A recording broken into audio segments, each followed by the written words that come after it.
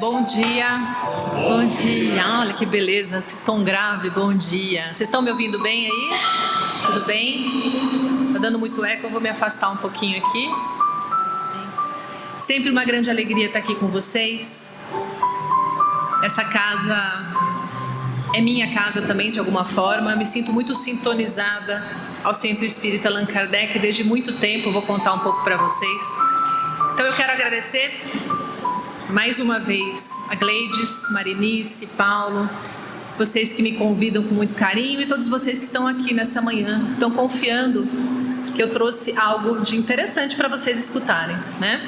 Espero que assim seja. Então, eu agradeço as vibrações de todos também.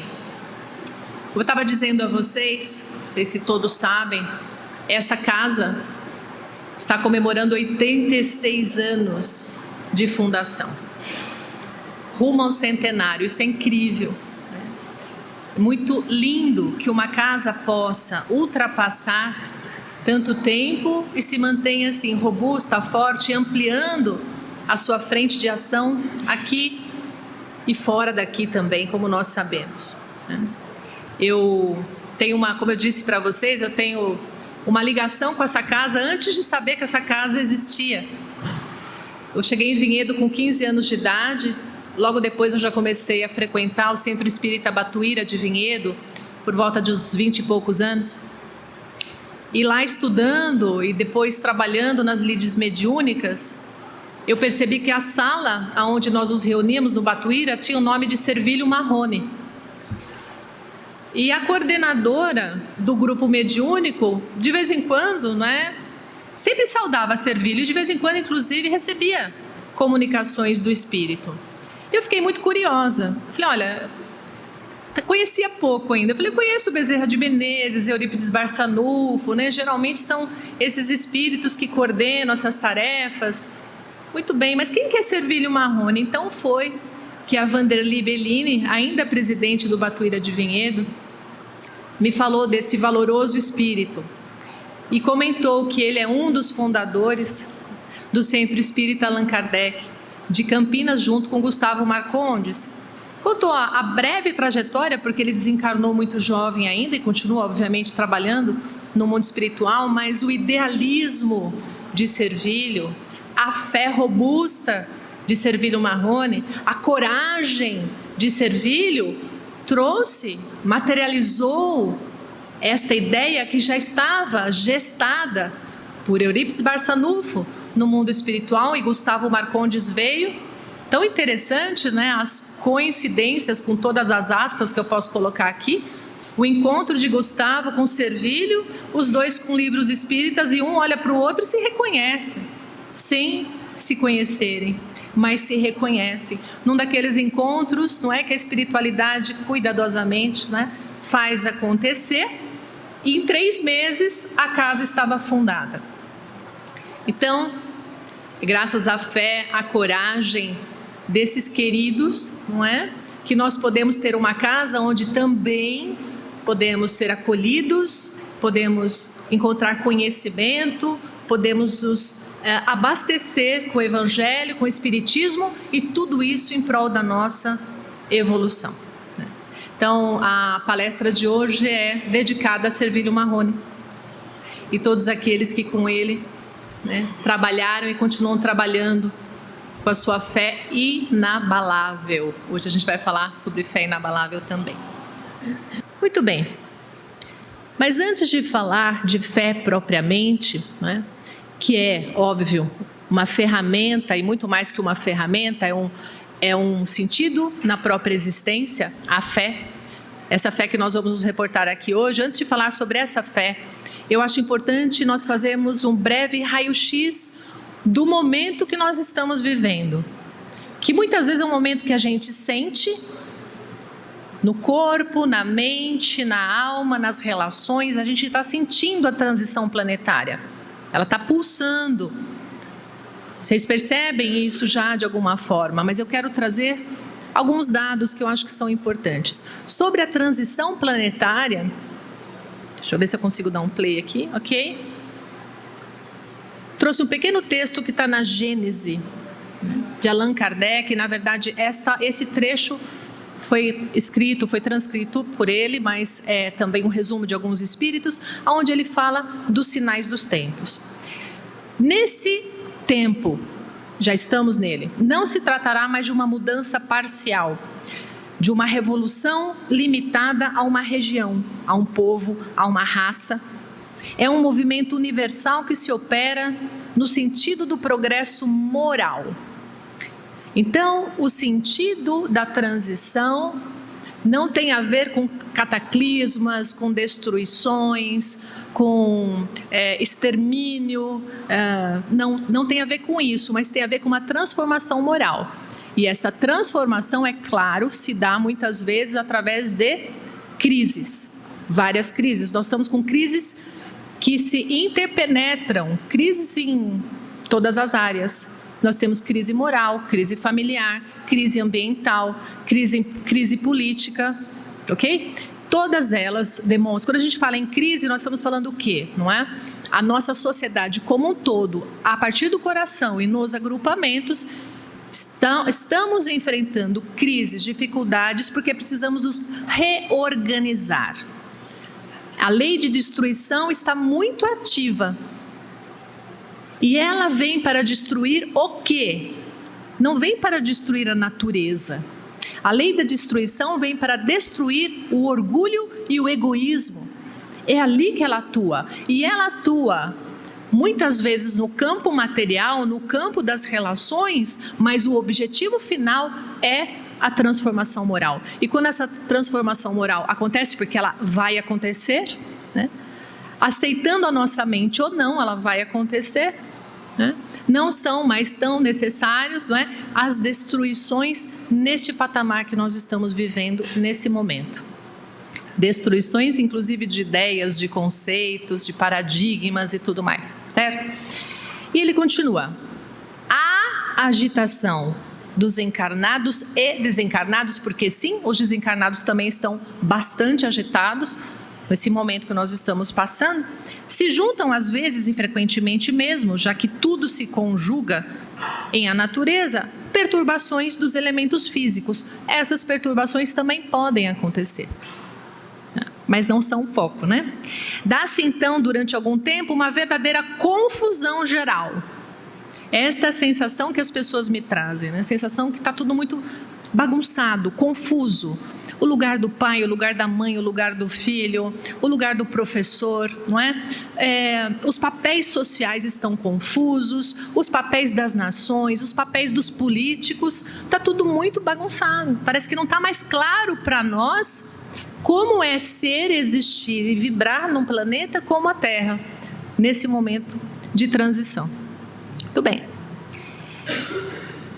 Essa confusão geral, mas que passa. Essa é a boa notícia. Passa como um furacão, após o qual o céu volta a estar sereno e a humanidade reconstituída sobre novas bases, imbuída de novas ideias, percorre uma nova etapa de progresso. Tudo passa. Vamos guardar essa frase no coração? Tudo passa.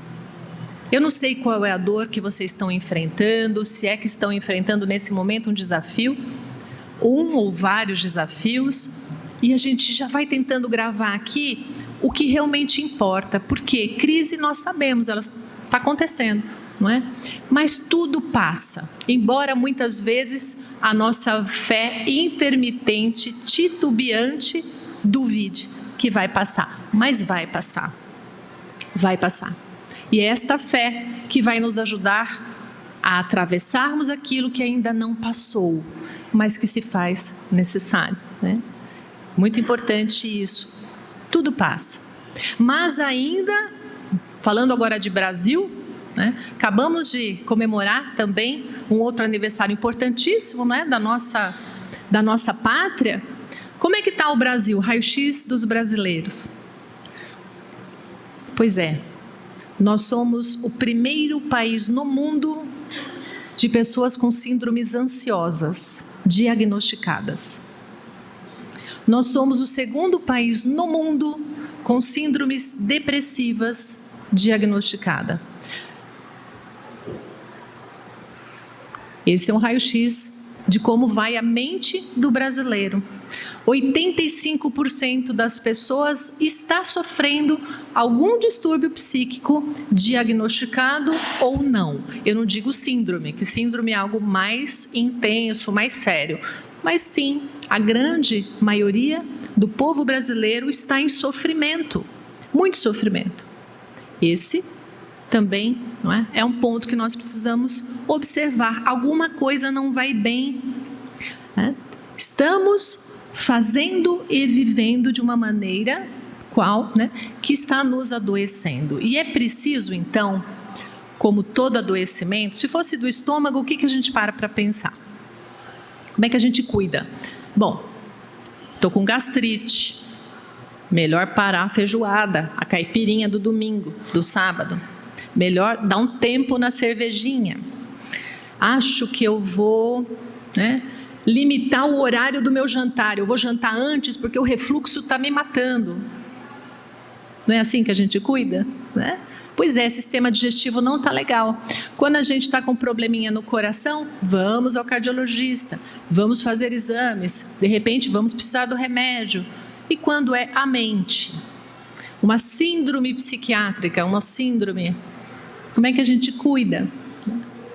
É preciso rever a maneira como nós estamos vivendo, como nós estamos sentindo, como nós estamos pensando. É preciso rever e é aqui hoje que eu trago um grande antídoto para todas as síndromes. Rever a nossa relação com o transcendente, rever a nossa relação com a nossa fé. Como é que está essa fé? Tudo isso nós precisamos rever.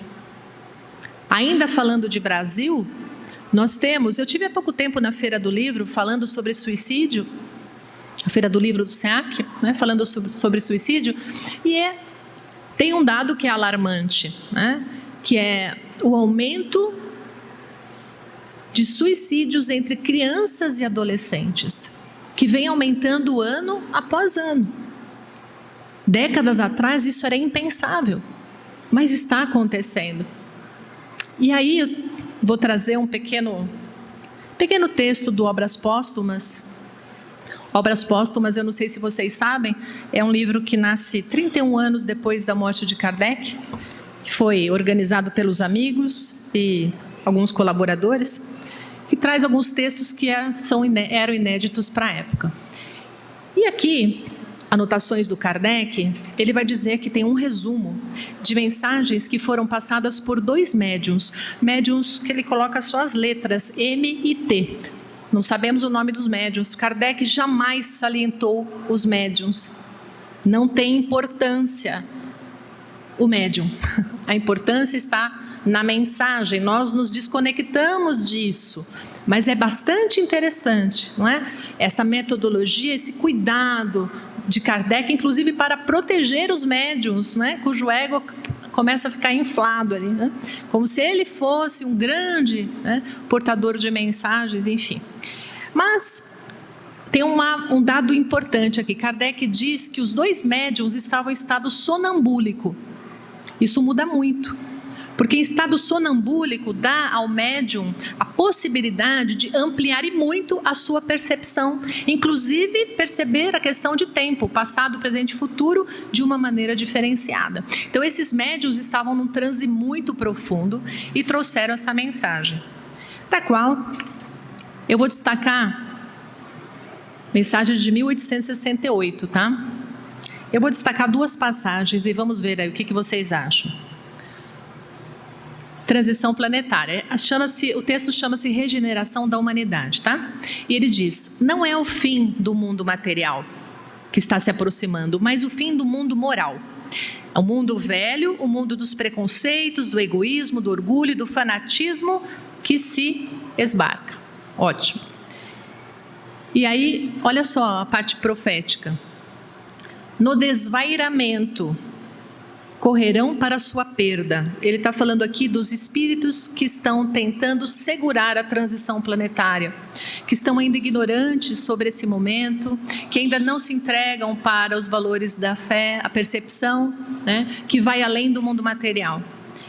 Ele diz sobre eles: provocarão destruição. Aqueles que querem o poder provocarão destruição, que produzirá uma multidão de flagelos e mesmo calamidades, de sorte que, sem o quererem, apressarão o advento da nova era, porque Deus aproveitará da dor e do sofrimento e fará acelerar a nossa regeneração. Eles acabam sendo instrumentos, então ai de quem provocar o sofrimento, mas é preciso que eles aconteçam ainda, como nos disse Mestre Jesus. E como, se a destruição não caminhasse com bastante rapidez, ver-se-ão os suicídios multiplicarem-se numa proporção inaudita até entre as crianças. Aqui.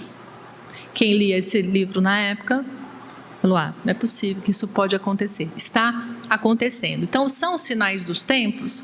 São os sinais dos tempos. E os sinais dos tempos, tudo isso vai nos destruir? Não, tudo isso vai nos transformar. Então, o que eu tenho a dizer para vocês não é algo ligado a desespero, medo, temor, não. A evocação de força, de coragem, de fé e coragem, porque estamos em evolução, não estamos em rota de destruição. Isso muda muita coisa. Isso muda muita coisa, inclusive com relação ao nosso fazer no mundo, na família e por aí vai. E o que tem chegado às casas espíritas? Gleides deve saber, se vocês atuam na casa ou em alguma casa vocês sabem, não é? Tem um estudo muito interessante, foi feito 10 anos atrás, imagino que isso só aumentou, tá? Lá na cidade de São Paulo, eles foram pegar os dados em 55 casas espíritas tradicionais da cidade, levantando o número de pessoas que procuravam atendimento fraterno com adoecimento mental, físico, social, enfim. E chegaram a um dado muito interessante. São 15 mil pessoas por semana, 60 mil pessoas no mês. A soma dos atendimentos no HC, no Hospital das Clínicas e na Santa Casa, não chega a esse número. Isso quer dizer, e isso é muito importante para nós, porque isso nos toca, que a casa espírita acolhe muitos sofredores, mais do que aqueles que também vão aos hospitais. Isso nos toca porque nos convida a trabalharmos a nossa fé, a nossa coragem, o acolhimento e, claro, a orientação correta para as pessoas que chegam até as nossas casas, seja na casa da prece, seja aqui onde a gente estiver atuando. E agora, no campo mais pessoal, vou fazer uma pergunta para vocês se perguntem: como é que está a sua fé hoje? Você consegue diagnosticar internamente como é que está essa fé? Robusta? Intermitente? Ela depende, Quando eu estou bem, ela está ótima. Se as coisas estão correndo bem, eu sou uma pessoa de muita fé, eu falo na fé, acredito em tudo que eu leio no livro dos Espíritos, no Evangelho. Nossa, Jesus, está certíssimo Jesus, certíssimo o que Kardec trouxe. Eu estou bem. Quando eu não estou bem, desespero. Essa é uma fé intermitente. É uma fé enfraquecida. E pode ser que a gente chegue à conclusão que a fé está até ausente, a depender do que a gente está atravessando. Esse diagnóstico ele é importante, porque o que é de fato fé? O que é fé para cada um de vocês? O que é fé segundo o Espiritismo? O Espiritismo nos convida a uma fé inabalável. Uma fé inabalável, diz Allan Kardec no capítulo 19 do Evangelho segundo o Espiritismo, ela só é inabalável se ela pode encarar a razão frente a frente em todas as épocas da humanidade. É aquela que, da maneira como eu consigo raciocinar, sentir e compreender as coisas da vida e do mundo, essa fé é inabalável. Eu tenho certeza, não é uma crença, gente. Eu acredito que. Eu acredito que. Eu estou falando coisas legais, eu não tenho certeza absoluta, vocês que vão me dizer depois. Aí é certeza, A fé é uma certeza, É uma força que nasce dessa certeza. A coragem já é uma consequência da fé, nesse contexto. A esperança e a caridade são consequências da fé. No Evangelho também está lá, a fé é mãe da esperança e da caridade. Na Revista Espírita, nós vamos ter uma passagem muito interessante. O texto também fala, os Espíritos trazem sobre fé, esperança e caridade. Aqui a fé se apresenta como irmã mais velha, não como mãe. Mas eu trouxe um trechinho que eu achei poético. Uma grande amiga me mostrou essa passagem essa semana. Sou grande e forte. Aquele que me possui não teme o ferro nem o fogo, pois ele é a prova de todos os sofrimentos físicos e morais. Ele é a prova. Irradio sobre vós como um facho cujos jatos brilhantes se refletem no fundo dos vossos corações e vos comunico a força e a vida. Entre vós dizem que transporto montanhas por conta de Jesus, mas eu vos digo, venho erguer o mundo, porque o Espiritismo é a alavanca que me deve ajudar. Uni-vos a mim. Eu venho convidar-vos. Eu sou a fé. Para mudar o mundo, precisamos da fé. E eu vou além. Para suportarmos o mundo, sem sermos destruídos pelo mundo, no sentido material e mental, porque almas não são destruídas, nada nos destrói, é preciso a força da fé. E aí o próprio Allan Kardec, nesse capítulo, no capítulo 19, ele vai falar, só que fé não se prescreve, né? Eu vou falar para você, minha amiga, você precisa desse tanto de fé. Também não se impõe. Fé não se impõe. Na nossa cultura tem muito disso. Eu sou católica porque a minha família é tradicionalmente católica, né? O Centro Espírita Allan Kardec nasceu através também de Servilho Marrone, que era de uma família tradicionalmente católica. O irmão dele, que eu conheci em vida, Cônego Favorino, porque ele era cônego em Vinhedo, irmão de Servilho Marrone, era padre. Então, a família muito católica. Como é que foi Servilho? Espírita. Porque era uma fé dele, genuína, raciocinada, não era uma fé de tradição. A fé de tradição, ela é cega. Ela não se sustenta. Ela não nos sustenta. Basta algumas coisas acontecerem e a gente vai sair. Ok? Não necessariamente que a nossa fé tenha que ser espírita para ser fé. Podemos ser budistas, taoístas, hinduístas, tudo certo. Desde que a certeza absoluta desse sentido máximo esteja no nosso coração.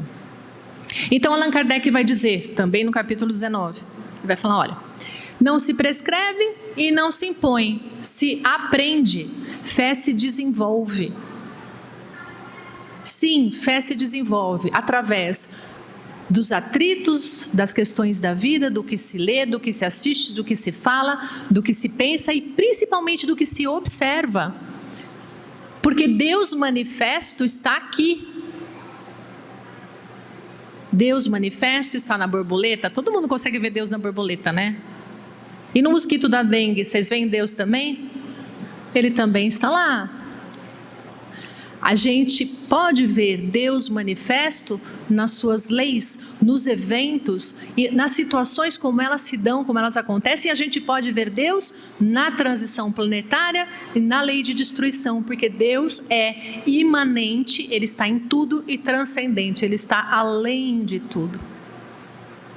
E se a gente vê com olhos de ver, como dizia Jesus, a nossa fé se constrói. Mas se a gente não consegue perceber Deus no familiar difícil, fica muito difícil. O familiar não deixou de ser difícil porque eu tenho fé. Ele continua sendo difícil, mas eu é que tenho mais forças para lidar com o familiar difícil. Não é ele que precisa se transformar sob o ponto de vista da minha evolução, mas eu posso me melhorar sob o ponto de vista da minha evolução, eu posso me melhorar a partir do parente difícil. Agora eu começo a tocar em questões que eu sei que são mais pessoais aqui. Ninguém tem parente difícil aqui no SEAC? As cabecinhas. Tem, né? Pois é. E Deus está nesse encontro. Deus não está só no encontro de Servilho Marrone com Gustavo Marcondes. Deus não está só no meu encontro com Servilho no Batuíra de Vinhedo. Deus está no difícil, no feio, no complicado, no que é desafiador ao nosso coração. E aonde está o mais difícil para nós, é ali que a vida vai colocar um elemento atrás do outro, até que a gente consiga a transformação, o acesso do reino que Jesus tanto falou, né? Que nós deveríamos desenvolver, acessar e fazer brotar a árvore do reino, que começa como um grãozinho de mostarda. Jesus comparou o reino a um grão de mostarda. O que é um grão de mostarda, gente? Vocês já viram? Pitico, uma sementinha, né? Piquitica. Esse é o reino. Aí ele vai ficar sempre assim se a gente não cultivar, se a gente não arrumar o solo do coração, colocar ali, aguar, levar sol, se a gente não tirar, né, aparar as podas necessárias, aí o reino vem e brilha em luz. Depende de cada ser, senão seguirá como uma pequena semente, só em potência, não já desenvolvida. Faz sentido por aí? Beleza. Muito bem. Anos atrás, muitos anos atrás, eu estava voltando do Rio de Janeiro, fui fazer uma palestra lá. Eu estava no aeroporto, Galeão, acho. E aí tinha um tempão entre a minha chegada lá até chegar ao voo. Eu falei, eu vou comprar um livro. Tinha livros lá. E eu bati o olho, tinha o livro Confissões de Leon Tolstói. Eu falei, eu já gosto do Tolstói, né? Eu falei, uma confissão. Eu não li ainda, peguei o livro, sentei num café. Quase que eu perdi o avião. Quase que perdi, é porque eu fiquei, né? É lindo o livro. Vocês já ouviram falar em Leon Tolstói? Um grande escritor russo, não é? Pois é, esse livro trouxe para mim muitas reflexões. É a base da mudança de paradigma que Tolstói vive quando ele tinha de 50 para 51 anos. Então ele vai contar nesse livro o seguinte: quando ele tinha 16 anos, ele abandonou a fé. Abandonou, saiu da igreja, ele participava da igreja ortodoxa russa, ele se afastou, estava muito descontente. Ele falou, eu vou criar minha própria moral. Eu acho que a religião não tem tanta moral, então eu vou ser eu. Só que ele só ia para farra e balbúrdia, né? Não deu conta de estar moralizado. Então nem queria a opressão do olhar da igreja naquela época, mas ele também não dava conta do autossustento moral. Então ele ia para bagunça, né? E olha só, em 1857, o que aconteceu em 1857? Livro dos Espíritos. Aonde? França. Onde é que estava o Tolstói em 1857? Visitando Paris. Estava lá. Deve ter batido de ombros com Kardec, né? Está lá no livro Confissões. Aquilo, já meu olho saltou, né? Eu falei, nossa, gosto tanto do Tolstói também, gosto tanto do Kardec, olha só, né? Nesse ano ele está aí. Só que olha só como é que Deus age. Que diferença. Kardec já estava, né, à frente. Lançando o livro dos Espíritos, Tolstói perdido. Moço, perdido. E lá ele assiste à morte de um condenado na guilhotina. E aquilo impacta tanto o coração dele, ele falou, olha, eu achei que tivesse bondade humana, mas isso é uma barbaridade, guilhotinar uma pessoa no meio da praça, em Paris. Ele volta para a Rússia e o irmão dele de 37 anos morre e 5 filhos do Tolstói, ainda crianças, morrem no mesmo período. Dos 13 filhos, 5 foram todos, um atrás do outro. E aí ele começa a abrir uma depressão. E ele começa a se perguntar, não tem sentido viver, para quê? Se a vida é isso, né? Sair, ganhar dinheiro. Ele já era um escritor muito famoso, já tinha lançado Guerra e Paz, enfim, já era aclamado internacionalmente, com traduções das suas obras em várias línguas, riquíssimo, né? Tinha uma fazenda, Snarnia Poliana, tinha os mujiques que trabalhavam para ele, os camponeses. Ele é aquele modelinho de homem que a gente pode falar assim, só pode ser feliz, né? Só que olha só, ele tinha uma ideação suicida. Ele guardava alguns cabos, algumas cordas no quarto. Várias vezes ele projetou dar cabo da própria existência. Está no livro Confissões. O que ele fez? Ele tirou as cordas de lá, porque ele falou, eu vou dar cabo da minha vida a qualquer momento. Um homem rico, famoso, muito talentoso na escrita. Foi então que ele decidiu sair da mansão, do casarão onde ele morava com a esposa e com os filhos, e se misturar com os camponeses, com os mujiques. Ele foi ver como era o dia a dia daqueles camponeses. E aí algo tocou Tolstói. Ele falou, eles não têm medo da morte. Eles têm uma fé. Que fé é essa? Que coisa incrível. Como é que eles conseguem ter essa força? Se tudo para eles é muito mais difícil do que é para mim. Eles estão sempre sorrindo. E quando alguém está à beira da morte, ele foi assistir alguns acolhimentos, que hoje a gente chama de cuidados paliativos, né? Que os próprios familiares faziam.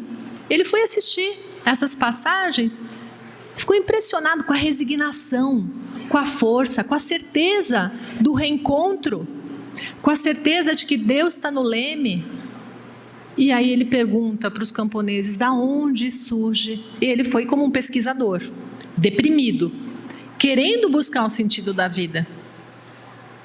O supra-sentido da vida. Eu vou explicar isso um pouquinho depois para vocês. E aí os camponeses dizem, está no Evangelho de Jesus, Tolstói. Você já leu o Evangelho? Ele falou, já? Eu sou católico. Ele falou, vamos ler de novo. Vamos ver Mateus. Vamos ver Lucas. Vamos ver aqui que Jesus nos diz sobre isso aqui que nós estamos atravessando. E ele passa a estudar o Evangelho de Jesus a partir do encontro com os camponeses. E aí ele vai entender o Evangelho de Jesus de maneira, na troca, no estudo com eles, e também de maneira autodidata. E aí ele encontra o sentido da própria vida e ele vira, toda a escrita dele passa a ser outra. Como, por exemplo, o livro O Reino de Deus está em Vós. É obra dele. A morte de Ivan Illich, que também fala sobre ele, é uma projeção dele esse livro, muito interessante também, que fala sobre o sentido da vida a partir da perspectiva da morte, que foi o que ele viveu. Foi o que ele viveu também. E então ele propõe a resistência pacífica. Uma teoria que até hoje é maravilhosa, que inspira muitas pessoas. Foi esta teoria que inspirou Gandhi na Índia. Teoria baseada em Jesus. Gandhi também respirou no Evangelho do Cristo. E aí brotou a fé. Mas a fé veio de onde no Tolstói? De profundo sofrimento, da experiência difícil da noite escura da alma. A noite escura da alma, como diz São João da Cruz na sua obra, ela vem para nos levar para a luz. É um processo de transformação, como a borboleta precisa antes passar pelo casulo para depois sair e voar com as suas asas. Então o sofrimento tem um propósito. Se nós não percebermos esse propósito naquilo que nós estamos sofrendo hoje, seja no trabalho, seja na família, seja na autoestima, no autorreconhecimento, no autovalor. Se o nosso sofrimento está no campo físico, da saúde orgânica, que muitas vezes sofre abalos. Estava falando com a Marinice agora há pouco, ela disse, nossa, a gente pega uma coisa, sai, já pega outra, né? Ou dói aqui, dói ali, não sei se é porque é nossa faixa etária, né, gente? Começa a ser esse o assunto. Mas tem, né? A gente sofre com o corpo também. Seja lá qual for o momento de dificuldade que nós estamos atravessando, ele tem um propósito bom, porque não há mal que por bem não venha. Não há mal que por bem não venha. E aí a gente precisa mudar a nossa lente, porque se Deus está em tudo, o bem está em tudo, o amor está em tudo. E embora o mal transitório, fruto da nossa ignorância, faça parte do nosso processo evolutivo. Então saiamos do julgamento e da crítica de buscarmos culpados. Essa crise tem porque o político fala, a crise existe porque aquele povo, a crise existe porque aconteceu tal coisa com meu chefe, ele fez. Não, gente, não. A crise existe porque ela está também no nosso coração. Nesse aniversário do Brasil, foi um convite para a gente refletir sobre isso. A gente fala dessa questão de brigas de poder, no nosso país, essa coisa intensa, política e difícil que existe. O quanto de lutas de poder está no meu coração? O quanto existe disso dentro de mim e eu projeto e lanço isso no inconsciente coletivo e isso se mostra para mim na coletividade como um grande espelho, qual eu não quero ver, eu nego. Isso não é meu, não tenho nada disso aqui. Se está aí, tem. Você não é Jesus? Eu não sou. Então, se tem um espelho mostrando coisas feias pra caramba, parte daquilo lá é projeção. Imagina como se a gente tivesse aqui um projetor em cada coração, em cada mente, tá? E aí a gente vai projetando tudo que a gente sente, aquelas raivas que a gente não fala pra ninguém, aquela pessoa que a gente encontra e fala assim, se eu pudesse só, tá? Eu não falei nem pra mim, só senti rapidinho aquilo, projeta, e a guerra que está acontecendo, claro, é horrível a gente ter que experienciar a guerra, que coisa horrível que a gente está experienciando, mas de onde vem a guerra? Do barulho e das guerras que está em cada coração, porque é uma projeção da coletividade que eclode, que surge, que é catalisada num ambiente mais propício, que no caso foi lá, não foi no Brasil. A gente tem outros problemas, a gente está preocupado com a guerra, claro que vamos nos ocupar, não preocupar, nos ocupar com guerra. Mas e a nossa guerra aqui com relação às drogas, a nossa própria saúde mental, conforme eu falei? Em Israel eles têm mais saúde mental do que nós, proporcionalmente ao número da população. Então a gente precisa parar e olhar, peraí, será que está tão bom assim aqui? Está tão melhor aqui? Todos estamos mergulhados no mesmo período de transição. Não tem diferença entre nós. Somos todos irmãos na Terra. Aceite a nossa mente ou não. Aceite o nosso ego ou não, que a gente faz parte do barulho. Fazemos parte, mas também fazemos parte da solução. A solução também está em nós. Quando nós somos o problema, nós também somos a solução. Quando eu tiro o problema das mãos do familiar, o problema é ele, o problema é ela, o problema é o partido, o problema é o país, o problema é o chefe, e eu falo, peraí, o que isso vem para me ensinar? Aonde isso? Por que isso reverbera em mim? Porque eu estou sendo atingida por esta situação e não fulano de tal, sou eu. A situação é minha, veio para mim. Quando nós trazemos para... Vamos lá para o projetor, Sai da tela, vai para o projetor. Peraí, que filminho que está rodando aqui dentro? Que eu posso mudar algumas cenas aqui? Olha que legal quando a gente consegue fazer isso. Aí a gente vai para a solução. De fato a gente vai para a solução. Solucionado estará. Não é assim que a gente aprende no Livro dos Espíritos? Eu estou tentando traduzir a nossa doutrina na aquisição da fé. São informações que nos ajudam no desenvolvimento da nossa fé. Mas não vai dar certo se... Kardec vai falar 3 itens também no capítulo 19. Quando que não dá certo? Quando a pessoa é resistente, quando ela tem medo. Eu acho que é melhor me manter assim, nesse lugar meio de vítima, porque vai dar muito trabalho mudar, sabe? É mais fácil ocupar os outros. Eu não preciso ocupar o meu espaço de ação. É o outro que tem que mudar. Ou seja, é um comodismo do ego. né? O mundo vai mudar e eu vou ficar bem. Aí tudo bem eu estar nesse mundo. Se ele não mudar, eu vou continuar falando mal do mundo mesmo, que está ruim. Eu vou sofrer, eu vou resistir. O sofrimento e a resistência, o sofrimento que vem da resistência continuada por conta da nossa não aceitação ao que é uma escolha nossa. É um resultado de uma escolha nossa, da nossa resistência. E aí a fé não se desenvolve. Porque se eu continuo projetando, por que Deus não olha para isso, não mata essas pessoas? Vocês ouvem isso de vez em quando, não? Por que Deus não cuida? Já manda logo uma avalanche. Tira todo mundo que faz esse planeta ser um planeta ruim. Nós vamos junto, gente. Se isso acontecer, nós vamos junto. Deus é fofo, Ele não está querendo tirar a gente do cenário de uma vez só. Está dando chance, né? Então, esta resistência nossa que não permite o desenvolvimento da nossa fé. A fé se aprende desde que a gente tenha abertura para ver o que precisa ser visto. E isso, vai dizer Kardec, às vezes dá medo. Dá medo de ver a verdade. A gente tem medo. A gente vai se sentir culpado. Ai, não dá mais para eu julgar o outro, eu vou julgar eu então. Também não é isso, gente. Também não é isso.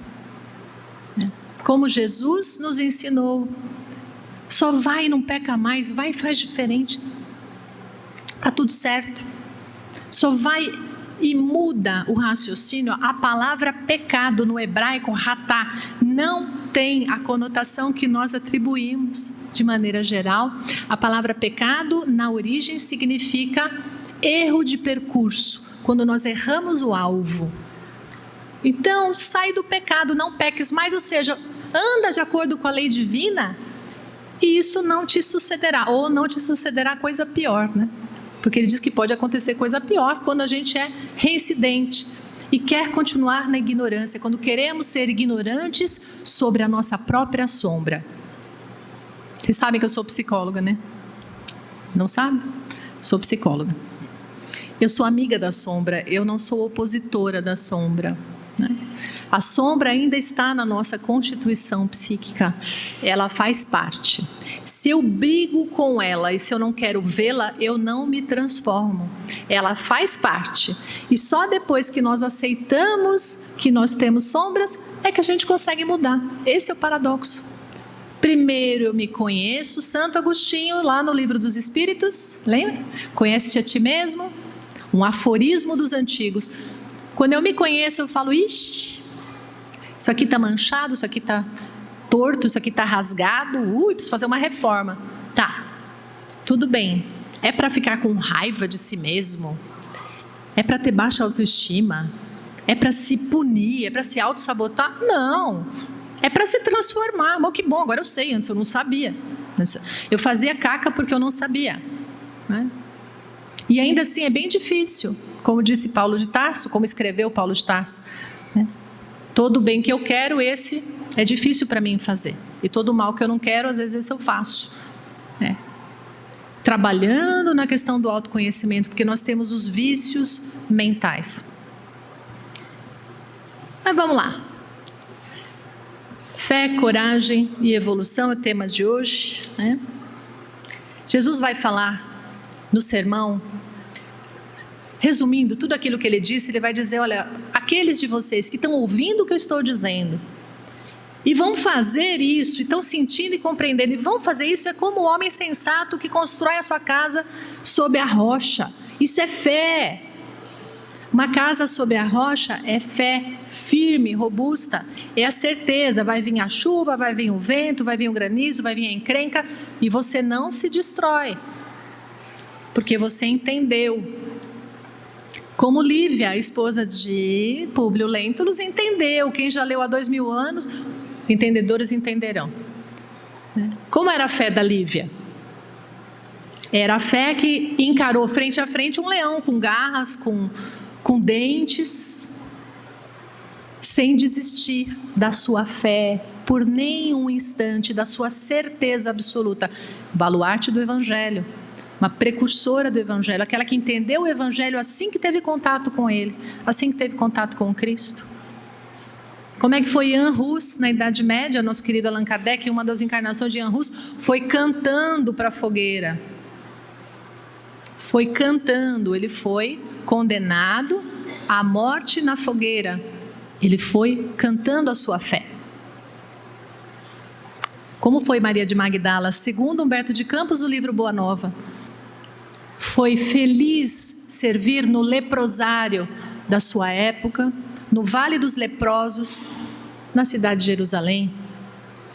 Abraçou inclusive a própria morte, serena por conta da sua fé, da sua coragem no seu processo evolutivo. E Pedro, o apóstolo, quando foi condenado à morte, ele diz: não me crucifica igual Jesus, porque eu não mereço, me põe de ponta cabeça. Ele foi crucificado de ponta cabeça. A gente não está precisando nem ir para a fogueira, não estão nos pedindo que a gente fique de ponta cabeça na cruz, nem enfrentar leões. O que a gente precisa enfrentar com a nossa fé hoje? O familiar difícil, é verdade. A dificuldade profissional, a perda financeira, a doença do corpo, a dor, a perda, o luto. Esses são os leões e as fogueiras e o Vale dos Leprosos que Deus pede que a gente hoje, utilize a fé no nosso enfrentamento. Que a gente enfrente o maior dos nossos inimigos, como escreveu Khalil Gibran. Khalil Gibran escreveu: disse o divino, ame ao teu inimigo. Eu entendi e passei a amar a mim mesmo.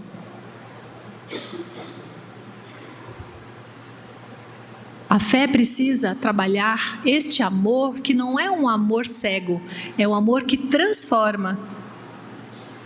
É acolher a gente por inteiro, as pessoas por inteiro como elas são, como irmãos. Não quer dizer que isso é passivo, muito menos que isso é aceitar o errado, o injusto. Não é isso. Não é isso. O que está errado e precisa ser transformado. Mas a energia com que eu vou lidar com aquilo que eu não concordo é a energia do amor, conforme nos ensinou São Francisco de Assis, inclusive em sua prece. Que, aliás, deixou tudo para trás para viver a sua fé. Que grande coragem de São Francisco de Assis também. Perdoar é um ato de fé. Quando a nossa fé está firme, a gente perdoa. E quando essa fé é inabalável, a gente não se ofende. Olha só. Jesus jamais se ofendia porque nem precisava perdoar ninguém. Ele já via. Jesus nos vê. Isso é importante também. Vai surgindo aqui, né? Jesus nos vê naquilo que a gente ainda vai se tornar, não naquilo que a gente é hoje. Jesus, quando nos olha, Deus, claro, mas Jesus, quando nos olha, Ele já nos vê naquilo que nós vamos nos tornar. E nisso é que não há julgamento e é possível o amor pleno dEle por nós. Nós seremos Cristos. Nós seremos Cristos. Estamos a caminho da luz.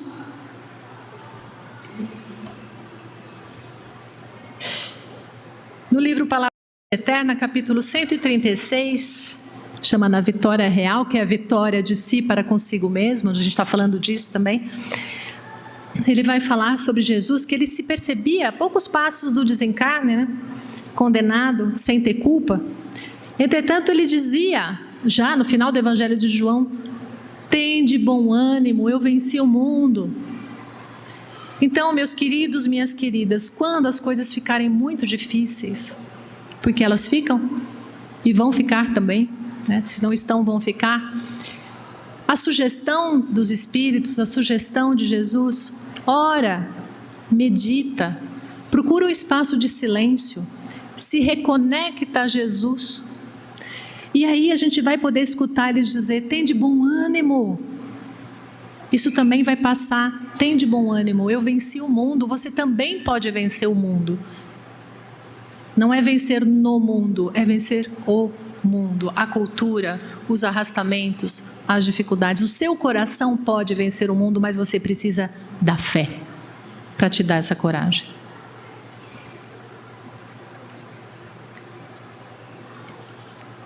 Tem uma poesia linda desse espírito, o espírito João Coutinho, que começa assim: embora a dor e o pranto, não permitas que a tua fé sublime se abastarde, ou seja, se perverta, né? Abraça a luta e segue para frente, antes que seja tarde.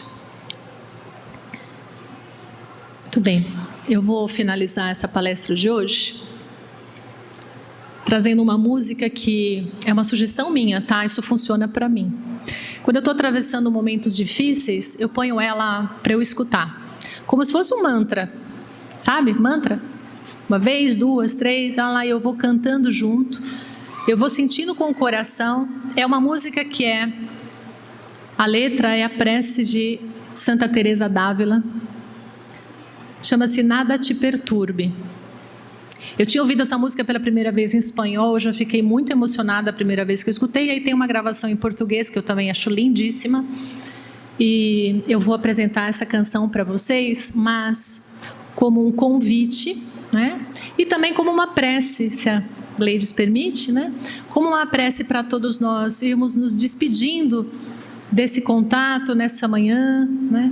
Com todos esses elementos que eu coloquei. Eu sei que é muita coisa, mas acho que talvez para fazer um resumão aí em cada coração, daquilo que mais tocou cada um de vocês, e que essa música, né, possa também abastecê-los neste processo que nós vamos atravessando. Santa Teresa d'Ávila é uma mulher incrível, baluarte do Evangelho também, né, na Idade Média. Muitas vezes, quando ela orava com todo o seu fervor, ela tinha uma amizade com Jesus que era uma coisa incrível, incrível, né? E muitas vezes ela foi pega levitando na capela. Ela orava, ela entrava em êxtase e ela levitava. Tamanho poder, a força de verticalidade que ela tinha daquela alma, que ela se elevava do chão. Corpo, tá? Não era o perispírito, não, era corpo mesmo, denso. Uma mulher incrível que escreveu obras lindíssimas. Vale a pena conhecer a história de Santa Teresa. Bom, vou colocar então aqui. Deixa eu ver se eu consigo.